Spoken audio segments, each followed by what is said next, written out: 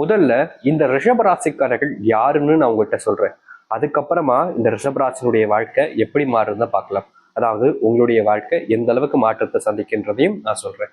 முதலாவது, இந்த ரிஷபராசினுடைய வாழ்க்கையில ஒவ்வொரு நாளுமே, அதாவது காலையில் பொழுது ஆரம்பிக்கும் பார்த்தீங்களா, அந்த நேரத்துல எழுந்த உடனே இவர்கள் வேண்டக்கூடிய விஷயம், இந்த நாளாவது தேவையில்லாத பிரச்சனைகளும் துன்பங்களும் வராம சந்தோஷமா போகணுன்றத எடுத்தோடனே அந்த கடவுள்கிட்ட வேண்டிப்பாங்க இந்த ரிஷபராசிக்காரர்கள்.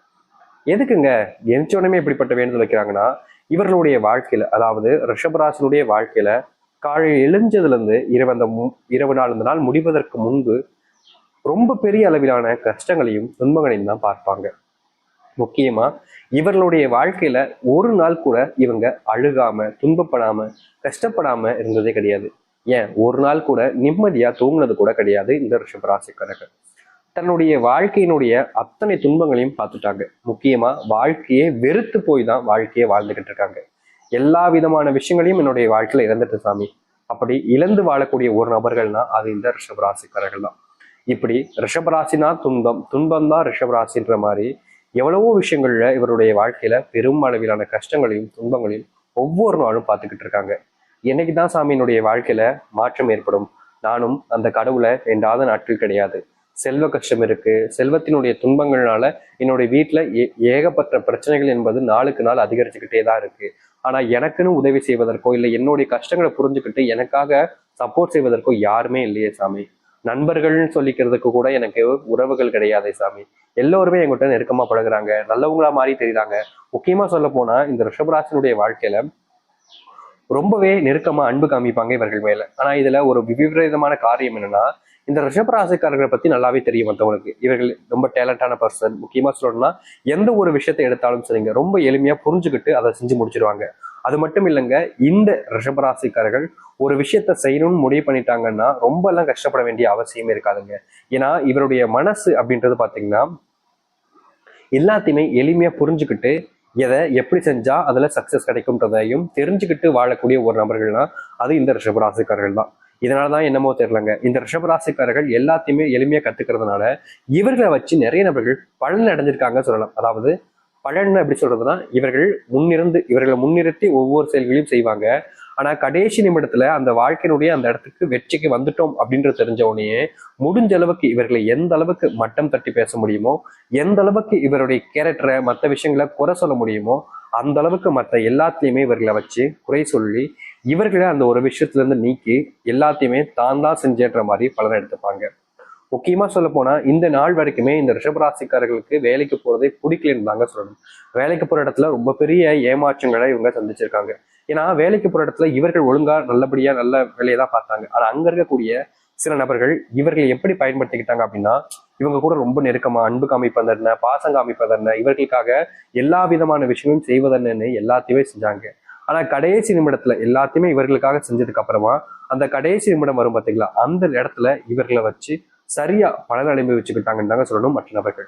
ஏன்னா இவர்களை பொறுத்த வரைக்கும், அதாவது இந்த நபர்கள் அப்படின்றது எல்லாருடைய மனசுலையும் இடம் பிடிப்பாங்க. ஆனா இவர்கள் ஒரு ஏமாளிகள் என்பது தாங்க நிஜமான உண்மை. அதாவது இந்த ரிஷபராசிக்காரர்கள் பல நபர்கள்கிட்ட ஏமாந்துகிட்டு இருக்காங்க. வாழ்க்கையில துன்பத்தை வாழ்க்கையில ஒவ்வொரு நாளும் சந்திக்கிறாங்க. நம்பினவர்கள் ஏமாத்துறாங்கன்ற வருத்தம் இவருடைய மனசுல எப்போதுமே இருந்துகிட்டு இருக்கு. ஆனா யாரும் இவர்கள் மேல அன்பு காமிக்கல, பாசம் வைக்கலன்றது இவர்களுக்கு நாட்கள் கடந்துக்கு அப்புறமா தான் புரிஞ்சிச்சு. இப்படி வந்த வாழ்க்கையில இனி எனக்கு இந்த வாழ்க்கை வேண்டாம் சாமி, எனக்கு வாழவே விருப்பம் இல்லை, எனக்கு சாவு எப்போ வரும்னு ஒவ்வொரு நாளும் எதிர்பார்த்து காத்துக்கிட்டு இருக்காங்க இந்த ரிஷபராசிக்காரர்கள். இது நாள் வரைக்கும் துன்பப்பட்ட இந்த ரிஷபராசினுடைய வாழ்க்கையில இனி வரக்கூடிய காலங்கள்ல ஆயுசுக்கும் துன்பம் இல்லாமல், கஷ்டப்படாமல், தேவையில்லாத பிரச்சனைகள் இல்லாமல் முழுவதுமான மகிழ்ச்சியையும் சந்தோஷத்தையும் இவர்கள் வாழ்க்கையை பரிசப்படுத்திக் கொள்ள முடியும். அப்படிப்பட்ட மிகவும் முக்கியமான நாள் தாங்க இப்போ வந்திருக்கு. சரி, இவருடைய வாழ்க்கை எப்படிப்பட்டதாக மாறப்போகுது, எந்த அளவுக்கு நன்மைகள் நடக்க போகுதுன்றதை பத்தி தெளிவாக பார்ப்போம். அதற்கு முன் நம்முடைய சேனலுக்கு நீங்கள் ஒரு புதிய பார்வையில் இருப்பினும் இது வரைக்கும் நம்ம சேனலை சப்ஸ்கிரைப் பண்ணாமல் பார்க்குறன்ற போதும் சேனலை மறக்காம சப்ஸ்கிரைப் பண்ணிக்கோங்க. ரிஷப ராசிக்கார நேயர்களே, இவர்களுடைய வாழ்க்கையில முதலாவது அதிர்ஷ்டம் எங்க தெரியுமாங்க ஆரம்பிக்கு? இவர்கள் இது நாள் வரைக்கும் இஷ்டப்படாத ஒரு இடத்துக்கு தான் வேலைக்கு போய்கிட்டு இருந்தாங்க. முக்கியமா இவர்கள் வேலை செய்யக்கூடிய இடங்கள்ல அங்க இருக்கக்கூடிய சில நபர்கள் இவர்களை நல்லா பயன்படுத்திக்கிட்டாங்கன்னு தான் சொல்ல முடியும். இப்படி இருந்த இவருடைய வாழ்க்கையில, அதாவது மற்ற நபர்கள் பயன்படுத்தி கொண்டு பயனடைந்த இவருடைய வாழ்க்கையில இனி வரக்கூடிய காலங்கள்ல தெளிவான முடிவுகளை எடுப்பதும், மற்றவர்கள் முன்பு ஏதாவது இவர்களை பத்தி குறை சொல்லியிருப்பாங்க நிறைய நபர்கள்லாம் பாத்தீங்கன்னா, இந்த ரிஷபராசிக்காரர்களை முடிஞ்ச அளவுக்கு மட்டம் தட்டி தன்னை உயர்த்திப்பாங்க. இப்படி செஞ்சிருக்கக்கூடிய விஷயங்கள் இருந்த தீர்வுகளும் இவருடைய வாழ்க்கையில கிடைக்கும். முக்கியமா இந்த ரிஷபராசிக்காரருடைய வேலை சம்பந்தப்பட்ட பிரச்சனைகள் இருக்கக்கூடிய சின்ன சின்ன விஷயங்கள்லையும் மாற்றம் என்பது ஏற்பட போகுது. ரொம்ப காலமா இந்த ரிஷபராசிக்காரர்கள் இதற்காக தான் காத்துக்கிட்டு இருந்தாங்க அப்படின்றத இவர்களே சொல்லுவாங்க. ஏன்னா அப்படிப்பட்ட மாற்றம் தான் இவர்களுடைய வாழ்க்கையில இப்போ நடக்க போகுது. அதுவும் உறுதியா நடக்கும். இது நாள் வரைக்கும் இவர்கள் கடவுள்கிட்ட ரொம்ப வேண்டியிருக்காங்க, இந்த மாதிரி நடந்துட்டா என் வாழ்க்கையில இது விட சந்தோஷம் எதுவும் இருக்காது சாமி அப்படின்ற மாதிரி. ஆனா இவர்கள் வேண்டின எந்த ஒரு விஷயமும் இவர்களுடைய வாழ்க்கையில நடந்ததே கிடையாதுங்க. மாறி மாறி இவர்களால வாழ்க்கையில துன்பம் மட்டும்தான் பட்டிருக்காங்களே தவிர வேற எந்த சந்தோஷங்களும் இவர்களுக்கு கிடைக்கல. ஆனா இனி வரக்கூடிய காலங்கள்ல இந்த ரிஷபராசனுடைய வாழ்க்கையில் இருக்கக்கூடிய இது போன்ற பிரச்சனைகளுக்கு முற்றுப்புள்ளி என்பது கிடைக்கும். முக்கியமா எந்த இடத்துல தன்னுடைய வாழ்க்கை இழந்துட்டோம்னு சொல்லி வருத்தப்பட்டாங்களோ அதே இடத்துல இந்த ரிஷபராசிக்காரர்களுடைய வாழ்க்கையில மகிழ்ச்சிகளும் சந்தோஷங்களும் உண்டாக போகுது. இத்தனை நாட்கள் காத்திருந்த ஒரு வாழ்க்கையாகவே அமையும் இந்த ரிஷபராசனுடைய வாழ்க்கை. அது மட்டும் இல்லைங்க, இவருடைய வாழ்க்கையில தொழில் அப்படின்னாலே அது 7ஆம் பொருத்தம் அப்படின்ற மாதிரி பார்த்தீங்கன்னா ரொம்பவே அடி வாங்கி இருப்பாங்க இந்த தொழில் சம்பந்தப்பட்ட விஷயங்களை. இவர்கள் தொழில் சம்பந்தப்பட்ட விஷயங்கள்ல ஒவ்வொரு நாளும் முயற்சி எடுக்கும் போதும் அதுல பெரிய அளவிலான பின்னடைவுகளும் தோல்விகளையும் தான் சந்திச்சிருக்காங்க. முக்கியமா நிறைய நபர்கள் நம்பி வாழ்க்கையில ஏமாந்துட்டாங்கன்னு கூட சொல்லலாங்க இந்த ரிஷபராசிக்காரர்கள். ரிஷபராசினுடைய மனசுல இது நாள் வரைக்கும் இதுல வெற்றி கிடைச்சிடாதான்ற ஏக்கம் என்பது ஒவ்வொரு நாளும் இருந்துகிட்டு இருந்துச்சு. ஆனா இவருடைய மனசுல இருந்த ஏக்கத்திற்கான அந்த வெற்றி பலன்கள் என்பது கிடைக்கலன்றதுதான் யதார்த்தமான உண்மை. இனி வரக்கூடிய காலங்கள்ல இந்த ரிஷபராசினுடைய வாழ்க்கையில் இருக்கக்கூடிய இந்த ஏக்கம் என்பதும், முக்கியமா தன்னுடைய வாழ்க்கையில தான் வெற்றி அடைவனான்ற பயத்திலிருந்து இந்த ரிஷபராசிக்காரர்களுக்கு இனி வரக்கூடிய குறுகிய காலங்கள்ல வெற்றிகள் என்பது கிடைக்கும். முக்கியமா சொல்ல போனா தொழில்ல யாருமே காணாத ஒரு இடத்தை இவங்க சென்றடைவார்கள். மற்றவர்கள் எல்லாரும் அதுக்கப்புறமா கையேற்றி நிற்கக்கூடிய நிலைமைன்றது ஏற்படும். முக்கியமா நிறைய துரோகங்களை பார்த்திருக்காங்க இந்த ரிஷபராசிக்காரர்கள். தனக்குன்னு யாரும் உதவி செய்ய வரமாட்டாங்கன்னு தெரிஞ்ச ரிஷபராசிக்காரர்கள் தன் முயற்சினால வாழ்க்கையில வெற்றி பெறுவாங்க இனி வரக்கூடிய காலங்கள்ல. இனி உங்களை சொந்தம் கொண்டாடுவதற்காக பல நபர்கள் வருவாங்க. நீ எனக்கு அண்ணன் தம்பி அப்படின்ற மாதிரி. ஏன்னா உங்ககிட்ட பணம் இருக்கு. ஆனா அவர்களிடம் நீங்க சேர்ந்து வாழ்வதும் வாழாதும் உங்களுடைய விருப்பம் தான். ஏன்னா இது இருக்கும்போது உங்க கூட இருப்பாங்க, இல்லைன்ற வரும்போது என்ன செய்வாங்கன்றதை நீங்களே புரிஞ்சுக்கலாம். அது மட்டும் இல்ல, ரிஷபராசினுடைய வாழ்க்கையில சின்ன வயசுல இருந்தே ஒரு விஷயம் நடந்துகிட்டு இருக்குன்னா இவர்கள் சொல்லக்கூடிய விஷயங்களை பெரும்பான்மையான நபர்கள் நம்பவே மாட்டாங்க. இவன் பொய் சொல்றான், இவன் ஏமாத்துறான் அப்படின்ற மாதிரின்ட்டு மற்றவங்க கிட்ட பல நபர்கள் அப்படியே எப்படி சொல்றதுன்னா இந்த மாதிரி ஒரு கேரக்டர் அப்படின்ற மாதிரி மாடிஃபை பண்ணி காமிச்சிட்டாங்க. இதனாலேயே இந்த ரிஷபராசிக்காரர்கள் ஒருத்தங்க கிட்ட உண்மையே சொன்னாலும் ஒருத்தங்களுக்கு உண்மையாவே இருந்தாலும் யாருமே அதை புரிஞ்சுக்க மாட்டாங்க. நீ பொய் தான் சொல்வ, நீ பொய்யாதான் இருப்ப, உனக்கு பொய்யை தவிர வேற என்ன தெரியும் அப்படின்ற மாதிரியே இவர்களை குறை சொல்வதும் குத்தம் கண்டுபிடிப்பதும் இவர்கள் செய்யாத விஷயங்களை தவிர இவர்கள் செய்ததாகவும் காட்டிப்பாங்க. இவர்களுக்கு தெரியும், ரிஷபராசிக்காரர்களுக்கு தெரியும் தான் செய்யலைன்றத. ஆனா தான் பக்க நியாயத்தை கூட சொல்வதற்கும் அதை கேட்பதற்கும் யாரும் தயாரா இருக்க மாட்டாங்க. இவங்க செஞ்சிட்டாங்கன்னு ஒருத்தவங்க சொல்லிட்டாங்கன்னா உடனே நம்பிடுவாங்க. ஏன்னா நீ அப்படிப்பட்டவங்க தானே, உன்னோட வீட்டில் இருக்கவங்களும் அப்படிப்பட்டவங்க தானே அப்படின்ற மாதிரி எல்லா விஷயத்திலுமே இவருடைய மனசை நோக்கடிச்சிருக்காங்க. சிறு வயதுல ஒரு குற்றவாளியாக, தப்பே செய்யாம ஒருத்தங்க குற்றவாளியாக இருக்காங்க அப்படின்னா அது இந்த ரிஷபராசிக்காரர்கள் தான். இப்படி சின்ன வயசுல பட்ட துன்பங்கள்ல இருந்து இவர்களால் வெளிவர முடியாம அதுக்குள்ளேயே மறுபடியும் சிக்கிக்கிட்டு வாழ்க்கையவே சின்னாபின்னமாக்கிட்டாங்க.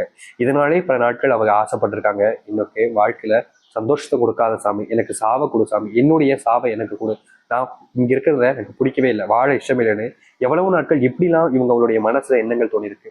அது மட்டும் இல்லைங்க, இவங்களுடைய வாழ்க்கையில, அதாவது ரிஷபராசினுடைய வாழ்க்கையில மனசளவுல ஒருத்தவங்களை விரும்பிட்டாங்க அப்படின்ற போது அவர்களை கூட சேர்ந்து வாழ்ன்றதுக்காக எல்லா விதமான முயற்சிகள் எடுப்பாங்க. ஆனா இவர்கள் மேல வச்சிருக்கக்கூடிய காதல் என்பது உண்மையானதாக இருக்காது. அதாவது இவர்கள் அவர்கள் மேல வச்ச காதல் உண்மையானது, அவர்களுக்காக எல்லாத்தையும் செய்வாங்க இந்த ரிஷபராசிக்காரர்கள். ஆனா ரிஷபராசிக்காரர்கள் மேல யாருமே உண்மையான அன்பை வச்சதே கிடையாதுங்க. தேவைக்காக பயன்படுத்திப்பாங்க, தேவையில்லைன்ற போது அந்த பேப்பரையோ இல்ல குப்பையை தூக்கி போடுற மாதிரியோ தூக்கி போட்டு போயிடுவாங்க. ஒரு பொருளை வாங்கி ரொம்ப பத்திரப்படுத்தி வைப்பாங்க. அதாவது இந்த ரிஷபராசிக்காரர்களை எந்த அளவுக்கு அப்படின்னா, ஒரு கண்ணாடி பொருள் வச்சுக்க முடியாது, அது எந்த அளவுக்கு நம்ம பத்திரப்படுத்தி வைப்போம் அந்த மாதிரி இந்த ரிஷபராசிக்காரர்களை எல்லாரும் ரொம்ப பத்திரமா பார்த்துக்கிற மாதிரி பார்த்துப்பாங்க. ஆனா அந்த கண்ணாடி பழசாயிருச்சு, லைட்டா எங்கேயாச்சும் கிராஸ் விழுந்துருச்சு, அதனுடைய பயன்பாடு இன்னும் இல்லாம போகுதுன்னா தூக்கி சில்லா உடச்சு போட்டு போயிடுவாங்க. அப்படித்தாங்க இந்த ரிஷபராசினுடைய வாழ்க்கையவே மொத்தமா நொறுக்கிட்டு போயிட்டாங்க தாங்க சொல்லணும். அது மட்டும் இல்லைங்க, இதுல முக்கியமான ஒரு விஷயம் என்ன தெரியுமாங்க, இந்த ரிஷபராசிக்காரர்களை தூக்கி போட்டு போனாங்க, ஆனா திரும்பியும் அதை சேர்த்து வச்சாலும் இவருடைய மனசு அதே போல் பழசபடியா ஆகாது பாத்தீங்களா. அது போலதாங்க உள்ள ரணத்தோடு கஷ்டத்தோடு வாழ்க்கைய வாழ்ந்துகிட்டு இருக்காங்க இந்த ரிஷபராசிக்காரர்கள். ஆனா இனி இது போன்ற பிரச்சனைகளுக்கு உங்களுடைய வாழ்க்கையில தீர்வுகள் என்பது கிடைக்கும். நீங்க முயற்சி எடுக்கக்கூடிய ஒவ்வொரு முயற்சிகளிலும் உங்களுக்கு வெற்றிகள் என்பது கிடைக்கும். நீங்க இனி வரக்கூடிய காலங்கள்ல யார்கிட்டையுமே கையேந்த வேண்டிய நிலைமையோ இல்ல அவர்களால கஷ்டப்பட வேண்டிய சூழ்நிலைகளும் உண்டாகாது. இனி யாராக இருந்தாலும் சரிங்க, உங்களுடைய உதவிகள் இல்லாம எந்த ஒரு விஷயத்தையுமே முன்னெடுத்து செல்ல முடியாது. ஏன்னா அந்த அளவுக்கு உங்களுடைய வாழ்க்கையில நீங்க உயரத்தை தொடுவீங்க. அது மட்டும் இல்ல, இந்த ரிஷபராசினுடைய வாழ்க்கையில மிகப்பெரிய அளவிலான அதிர்ஷ்டமும் கிடைக்க போகுது. செல்வத்தினுடைய கஷ்டங்கள் எல்லாமே நீங்கி செல்வத்தினுடைய முன்னேற்றத்துல நீங்க உங்களுடைய வாழ்க்கையில போவீங்க. அதோடு சேர்த்து உங்களுடைய காதல் வாழ்க்கையில சந்தோஷங்கள் கிடைக்கும். பிரிஞ்சு வாழக்கூடிய காதலும் சேர்வதற்கான வாய்ப்புகள் இருக்கு. ரொம்ப நாட்களாகவே உங்களுக்கு பிடிச்சவங்களை பார்க்கணும் சந்திக்கும் நினைச்சிருப்பீங்க. அப்படிப்பட்ட நபர்களை சந்திப்பதற்கான சூழ்நிலை உண்டாகும். திருமண வாழ்க்கையில கொஞ்சம் இடையூறுகளும் பிரச்சனைகளும் வரலாம். ஆனா அதை நீங்க சரியான முறையில கையாண்டீங்க அப்படின்ற போது திருமண வாழ்க்கை இருக்கக்கூடிய சின்ன சின்ன பிரச்சனைகளுக்கும் தீர்வு கிடைச்சு மாற்றங்கள் என்பது உண்டாகும். நீங்க எதிர்பார்த்த விஷயங்கள் நடக்கும் உங்களுடைய வாழ்க்கையில. நீங்க தைரியமா இருக்கும் பொழுது நிச்சயம் எல்லா விதத்தையுமே உங்களுடைய வாழ்க்கையில நீங்க மாற்றத்தை சந்திக்க முடியும். சரி, இப்போ ரிஷப ராசிக்காரர்கள் மட்டுமே செய்யக்கூடிய ஒரு பரிகாரம் இருக்கு. அது என்னன்னு சொல்றேன். முதல் விஷயம், ரிஷப ராசியுடைய நட்சத்திரங்கள். அது கிருத்திகை 2ஆம் பாதம் முதல் ரோகிணி மிருகசிஷ்டம் 3ஆம் பாதம் முடிவு வரைக்கும் இருக்கு. இது இருக்கக்கூடிய யார் வேண்டாலும் செய்யலாம் இந்த ஒரு பரிகாரத்தை.